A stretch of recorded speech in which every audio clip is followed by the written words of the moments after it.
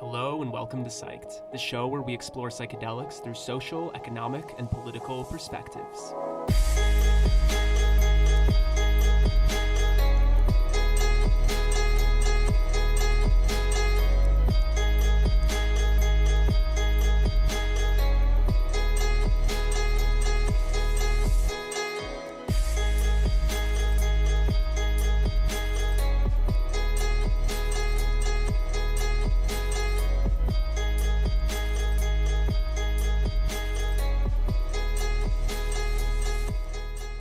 For joining, and let's invite up Chris. So Chris Dyer is a Peruvian artist living in Canada and traveling the world half of his time. He experiences different cultures and then re-expresses them into his own oneness visions. He serves as a bridge builder between different art movements, from skateboard graphics, visionary paintings, street art murals, and more. He wants to break boxes and see everything as one optimistic reality. Though his subject matters are as varied as his styles, his art is just a reflection of his personal spiritual journey. Chris, thank you so much for joining us and welcome to Psyched. Hi, how you doing? How you doing, man? Pretty good, yourself? What's your name, man? Marek. Marek, how you doing? Where you calling from? I am in Rochester, New York, in upstate. What about yourself? Are you still in Peru? Yes, I am in Quilmaná, which is 2 hours south of Lima, Peru. I'm gonna get into a room that has a little bit better internet. There you go. Boom. Because my internet down here is not amazing. Yeah, I'm from Canada, as you may know, and I got stuck. No, my mom, please don't try to answer my questions for me. My mom's in the other room, and she's a mom. Yeah, I got stuck here in Peru with my parents. I came to visit them for winter, and then they closed the border on me, and we're being on martial law for 3 months now. So I haven't left their property, and the martial law goes up to July 1st, and I'm trying to get repatriated back to Canada. And it's making the most out of it, laying out my next art book and trying to become a better human being while I'm at it. Meditating a lot. That's why I'm a little bit late today. Sorry, I over meditated. That's a terrible excuse, but I lost track of time. And no worries. And yeah, just trying to make the most out of every situation. So what about you? How are you doing, man? Let me prepare here. I'm good, man. You know, this has been a pretty incredible conference so far. We've heard from a lot of great folks, and yeah, just before this, we had Amanda Sage, and before that, Liba talking about a variety of different topics. But yeah, really happy to have you on, especially for our Artists Day, and yeah, just ask a couple questions, hear some of your perspectives, stay up to date with all the incredible work you've been doing, and go from there. Yeah, please make me questions, because you guys wanted me to talk, but I didn't know what to talk about, and I hate just to yeah, get on and be like, blah, blah, blah, this is me, ego, self-centeredness, here I am. I'd rather you just ask me questions, whatever you want to know, and I'm happy to answer. Awesome, man. Well, one of the topics we were talking with Amanda about was, we talked first about kind of communal creation, and then we moved into the topic of everything going on with the Black Lives Matter movement right now, and kind of COVID as a precursor to that. You have this really great combination of not only visionary art, but also of street art, of being able to do things with graffiti, with skate culture, things like that. I was wondering if you could talk a little bit about, street art, the intersection of street art, visionary art, social justice, and how all of those things fit together. Right. Oh, that's a great question. What I like about street art is that, as its name indicates, it's made in the streets, and the streets is of the people. When you make canvas, it can stay in your home, or you can sell it to a client who has a lot of money, or it goes to a museum or a gallery or something like that, which basically stays in the circles of people you know, who can afford it, who have the time to go out leisurely and look at art for fun and all that stuff. So I think like the medicine gets contained with only those who can afford it. But when it comes to street art, it's just for like the people. And you might make it on any wall in your neighborhood and hit up the people in your own hood, or you can travel the world painting the walls of pretty much anywhere, even places that they don't really expect it. I've painted in places where I'm trying to get walls and I'm trying to explain to the people like, hey, let me paint the walls of your garage, of your store. And they're like, why do you want to paint my store? It's like, oh, it's going to be more pretty. Your neighbors will be happy. And, you know, say like in Nepal, they really weren't getting it. But, or like, oof, like so many places I'll go and I just really want to like leave my mark behind, just for the fun of it, but also because I feel like beautifying the world is a positive thing. But then again, there's other projects where it's straight up like, okay, we're going on a mission here. We're going to paint for these people. Like I've gone to like Cuba and painted for the skateboard community of Cuba, which is very alive and strong, yet not supported at all, because in Cuba, they don't have one single skate shop where you can buy a skateboard, or a skate park that the government has built in. That doesn't exist. So if you're a skateboarder in Cuba and you really love skateboarding and you really want to do it, it's a very do-it-yourself kind of situation. People gotta like buy their own cement and take over an abandoned school and like just do it. So when I was flown there to paint for them, it was like, okay, we're going to this do-it-yourself skate park to empower the skate community, and we're gonna bring them skateboards. And so I painted them a mural and I taught a workshop. And you're basically working with the people who are in a position of this empowerment. And what I really liked about Cuba is that it wasn't about the race thing. In Cuba, there's a lot of Black people, but they will hang out with the white people. And even in the skateboard community, it's very united. Say in North America, skateboarders who skate on like, you know, the normal skateboard will look down upon the longboarders or on the scooter people. There's always like, humans always find a reason to be like, you're not like me, I don't like you. You know, there's always this stupid division that we make between, and that happens even in between skateboarders in North America and many other places. Like, oh, your skateboard's not the same as mine, so we're not brothers. So weird. But in Cuba, it was very refreshing that no matter what kind of skateboard you were on, they were all skateboarders and they're all united and they're all coming together. No matter the race, no matter the board, no matter what, they're all like, we're making the skate park. And we went and we made the murals and workshops, and we brought them these amazing musicians, and we made these parties. So it was very much like an amazing community block party in this abandoned school. Well, at the beginning, it was an Olympic facility back in the day when Cuba wasn't super broke. And then it turned into a school, and then it got abandoned. There's no roof. It's kind of like, you know, very ghetto. So that was beautiful. Then another mission I did last year was we went to Palestine, and that was very heavy. You know, I knew the situation between Palestine and Israel. You see the documentaries, and then you get invited to go and paint a refugee camp in Palestine. And I'm like, all right, yeah, that sounds awesome. Let's do it. It's also, of course, volunteer. I'm not getting paid. The organizations will cover my flight and the paints, and then all my work is just, you know, for the sake of you know, empowering that community.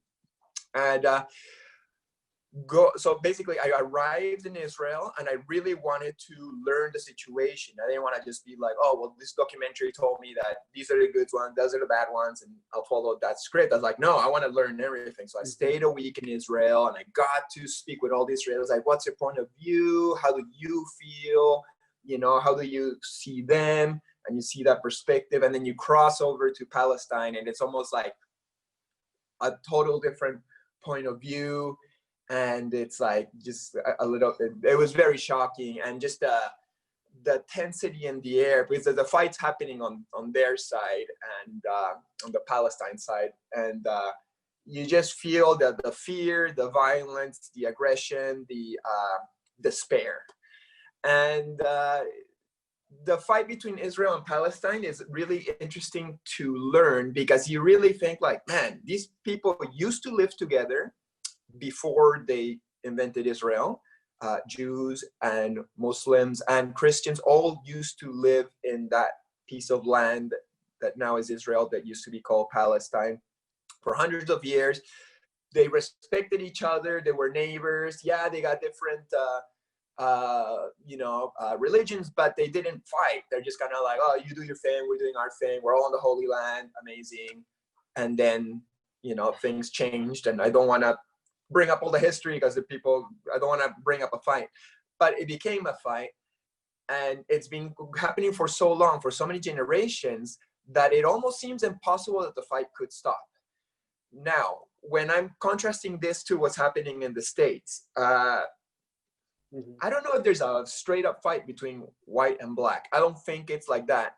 But the people in control, and the same as in, the Middle East, have created a situation that's putting people against people. And when this whole divide and conquer situation happens, the people can't unite and, get rid of the people in power. We're just trying to use everybody to gain more power and money and control and get their agenda. So for me, this whole thing that, that keeps the people divided by race, which is fucking stupid and ridiculous and makes no sense.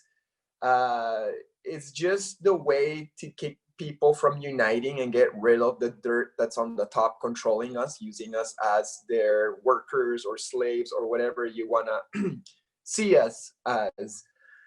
And I think this whole situation with George Floyd and the riots is amazing. As much as it sounds terrible that I'll say like amazing that a man dies, but of course not. It's terrible. And the whole situation with the blacks in the United States is terrible. And races in the world is terrible. But it's causing, hopefully, enough of a revolution to open up the eyes of the people to see like, oh shit, what are we doing? This is who we become. We're killing people because of the pigmentation of their skin. This is really who we are. No, we can't live this way. And I think changes are starting to happen in our individual lives. If people were thinking like that, hopefully they're starting to think and be like, hey, like that's not the right way to be. And also in government, like what kind of laws do we have? We have laws that protect cops who are killing people on the street. Like, we got to change these laws that don't make cops accountable for their actions. We got to make sure that funding for all races is equal, not the whites in the nice neighborhoods get all the money and the blacks get, if anything, should be the other way around. The people who being in disadvantage, who need better education, who need to rise up, they're the ones who need more money to lift up their education and their situation, while the people who are already in a good stance because we had generations of a good situation, we should we should be okay. So yeah, I got a lot of opinions about that, and it definitely worked me, even though I don't see myself as a racial person, but it made me like observe myself from the beginning. Where do I have room for improvement? Where have I not been helping the situation just because I didn't think it was my duty or responsibility? How can I help? So definitely it's an amazing time in humanity right now. I think the fact that we were all locked up for months in this COVID situation made us very introspective and very united as a community of humans, or at least as a country. And then when this came up, and this has come up before, but we never really united so much before, it was time for us to really feel it, because we became more sensitive, a little bit more in tune. So going back to art, I think people in the visionary community have been doing art that shows that we're not just this meat suit to live in the physical realm. We are, drops of the infinite ocean of God, of love, of light, and we're here experiencing the physical realm and all its dualities and its loves and its hates and its pain and its joys. God created this to experience something he couldn't experience without this, because he was the librarian who had read all the books but hadn't lived them. So now he's living them through us. And And it's a beautiful experience with all, once again, its dualities. But I do believe it's our nature to go back to the source of it, which is love, which is unity, which is light, which is goodness. And for that, we still gotta go like in and out of pain, joy, good, bad, and we keep on, you know, fucking up here, but then realizing there. And that's what's happening right now. And once again, going back to art, I think I would like to believe that's what art is expressing, you know, the joys and pains and fuck ups and victories as humanity, as soul, trying to realize its non-physical reality that we experience inside. I think that's what visionary art's about, having the vision of what's on the other side of the physical plane, for us to remind people like, hey, we're not just a bunch of like animals that got intelligent and are, you know, destroying the planet. We're actually God experiencing this amazing place. And if we realize how we are all just blessed to have this amazing virtual reality situation, let's make sure that area enjoys it to the most, you know. It's so great, you know, like there's so much potential for such amazingness here. Let's just enjoy and stop fighting each other for like the most stupid reasons. So this is all awakening, you know, this is all awakening, and I think it's beautiful, and I love that art. You know, I don't do political art. It doesn't really come from my heart to do political art so much, because I feel when I do political art, which I have done, it's like I'm pointing the finger at somebody being like, you're doing wrong, you know, like I know what's right and you're doing wrong.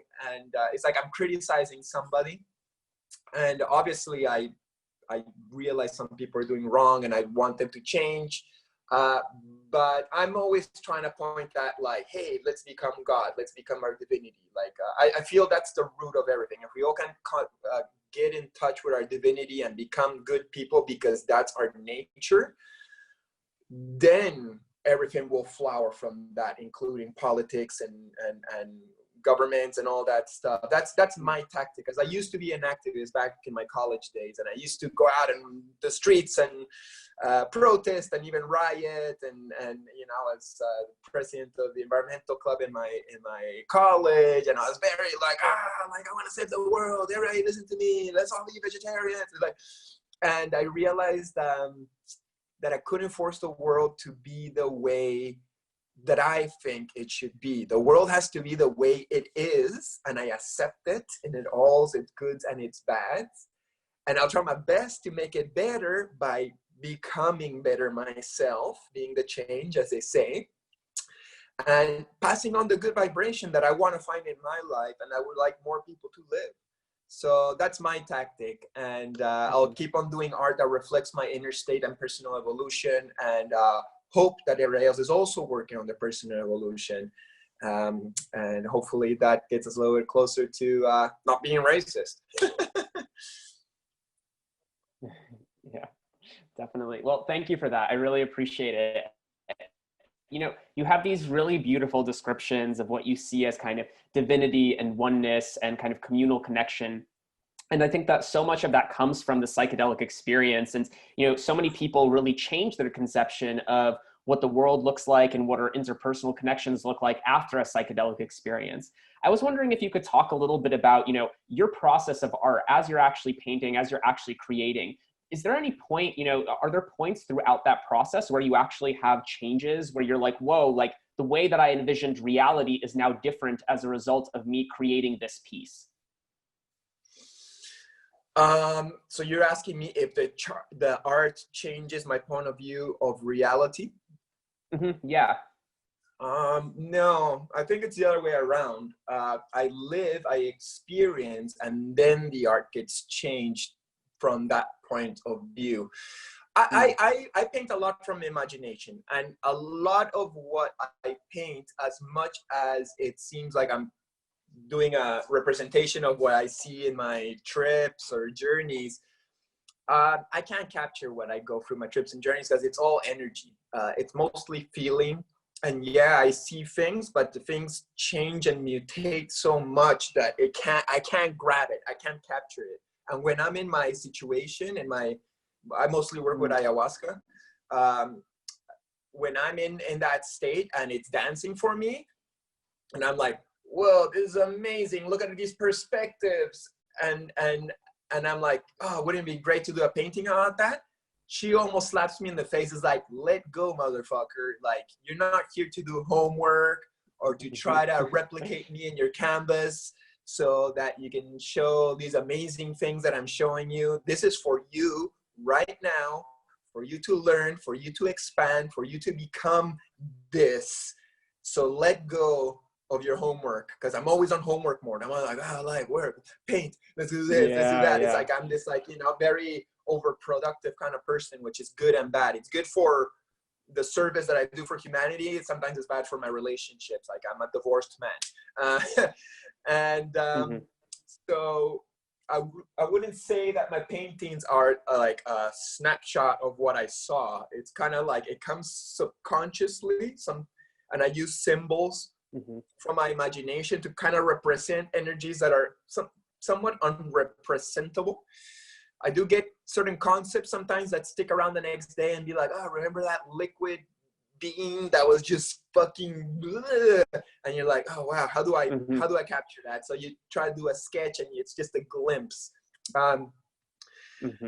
But what I'm learning on the other side, once again, it's not even about the visions. The visions is kind of like entertainment, you know? They call ayahuasca the TV of the jungle, you know? They're just bored out there and they didn't have TV back in the day to do ayahuasca to like watch a movie or something.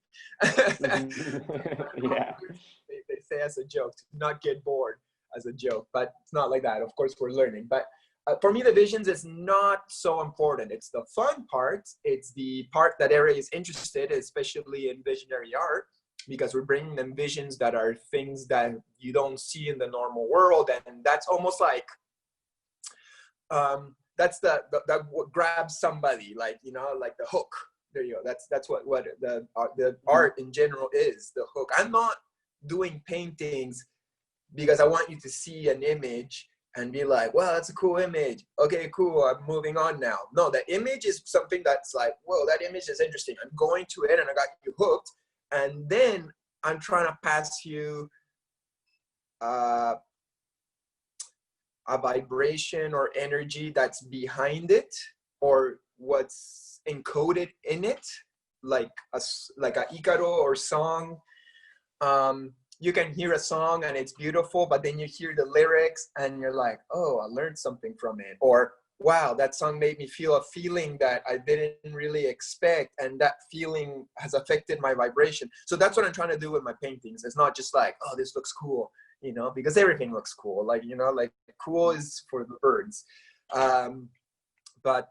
So the image is the hook. And so ayahuasca sometimes gives me the images and I'm like, wow, this is fucking amazing. But the other 75% of the time, she's like being this like magnificent psychologist that's like, look at your relationship with this person and look at yourself from this angle and this angle and this angle and this angle. Look at yourself, learn about yourself. You are not this, you are this. Let go, let go, let go, you know, like be your infinite, ultimate, godly self, and don't over attach with this vessel that you've been given. Like, that's not you, that's just your vessel. And your life's not your life, it's just your role in this blip of a moment for you to learn certain lessons and reflections about your ultimate self. Same with, you know, the world and just physical reality. I've gone so far away from the physical reality on Naya, especially on my last retreat. I got so far away that when I came back, it seemed like physical reality was just a really small bubble of that almost didn't even matter. You know, it was almost like, oh, this place again. Okay, there's parameters. I can't jump off, you know, this height or I'll break my legs. You know, there's parameters. There's and if you say something to another person, you hurt their feelings. So there's parameters, there's duality, there's up and down, there's breathing. So when I'm like so far away from my physical reality on the trip, I always got to remember to breathe. Don't die here. You're still in a physical body. There's parameters.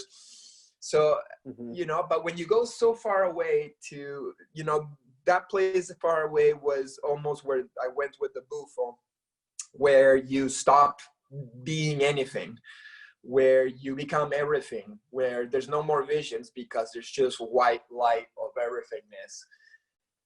And it took me, that was like my 29th ceremony or something. And just then I was able to let go enough of like, because she's just fucking taking you all these places and you're just kind of like holding on to the reality you're comfortable with. And at some point you just gotta be like, okay, just do with me whatever you want. Like, and I always surrender, but that's like the maximum surrendering is like, okay, like fucking liquidate me if you must. And when you get liquidated or disintegrated, and that's what, I guess the biggest thing that what taught me the bufo, which was one of the scariest thing I've ever done in all my life, was learning to die. Just learning to be disintegrated and dissolved, and you're fucking shit, dude. You're nothing. Like, let's explode you, let's destroy you, because that's ego, because there is nothing to be destroyed. There's just this fucking mask that's trying to be destroyed, and the mask doesn't know anything else, so it wants to keep on going. But once it's released and I can become nothing, then I can become everythingness, and I am with God, and I am God. And then everything's all right, and then you come back here and then you can try to remember like, hey, everything's all right, because you're always still God, and you're always still infinite and beautiful, and there's nothing to suffer about, and I will still come back and my mind goes there like, Chris, your past, your future, like, I'm gonna get you, I'll never let you go, Chris. And you wish like, oh, come on, mind, like, is it all, you gotta always be this way? It's like, so yeah, it's just these real quick reminders of how you're not this and you're not this, you're just fucking everything. And it's beautiful, and I always will go back to the jungle for those reminders, for those boosts, for those realignments, for those cleanups, those checkups, because usually, not this year, but my years are crazy. I'm here, I'm there, I'm painting for this person, I'm in this situation. I meet like, 50 people every 2 days, because the video game keeps on changing, and sometimes I get mad, and sometimes I do stupid things or take the wrong decision and do things that are not from my higher self. So by the end of the year, it's like, I gotta clean out this whole base nectar situation out of me. So definitely. So yeah, I love plant medicines for that. As I said, I'm an ayahuasca dude. And I tried bufo, but bufo's not for me. And acid is not really my thing. Doesn't really make me feel super comfortable. And even I don't smoke weed. Weed has become too strong for me and really activates my mind for some reason. Like, it gives me a nice buzz and I feel relaxed, but these two guys go crazy. So I had to learn through good and bad experiences that just because it's a plant medicine that heals others, that it's just not all of them are for me, Mushrooms has done a good thing for me in my life, but whenever I take mushrooms, and not like I will never take him anymore, but he kind of tells me like, yo, like, we're good old buddies, but the things that I had to teach you, you kind of got it already. You don't have to keep on coming here, Chris. Like, he told me that a couple times. He's like, yo, why you back here? You know what I had to tell you, the oneness, the unity, the looking at life from the point of view of a child, like everything is brand new and special and vibrant. You know that, now you're just doing it because you like that good buzz and feeling, and that comes from ego. So watch out, like, don't abuse me. And that's the issue with psychedelics. Like, we get the good messages, we get the change of perspective, and you just want more, it's like, more wisdom, more good feelings, more looking at the world from the point of view of a interdimensional enlightened person. But that's once again like our addictions for more of this good stuff. So once again, I'm not dissing the plants itself. It's sometimes we as humans can be a little bit unbalanced. So my goal is to like be very respectful to these ancient alien teachers who are here to help us with our evolution. So same with ayahuasca, I go on 1 or 2 retreats a year, do 3 ceremonies, and then integration. Now live your life from soberness, Chris, because I'm not like, ayahuasca's not gonna do shit for me. She's gonna tell me what's good to do, and then I gotta live my life. This is my life. I'm driving this fucking truck here, and I gotta make my own decisions. I can't put somebody else as the driver. If not, why am I even here? So yeah, that's the integration process is always like, okay, now that you know you should be good, now be good, Chris. Definitely. And definitely. sorry once again for being late today. I feel so No, bad. it's all good. It's all good, Chris. No, thank you so much for joining us. You know, we're running out of time here, but you know, really appreciate your time, everything that you're sharing with us, and really excited to, you know, keep this conversation going. There's a lot of really really beautiful pieces here. So thank you. We really appreciate it, Chris. Be My well. pleasure. Yeah, you too. Blessings. Yeah, talk soon.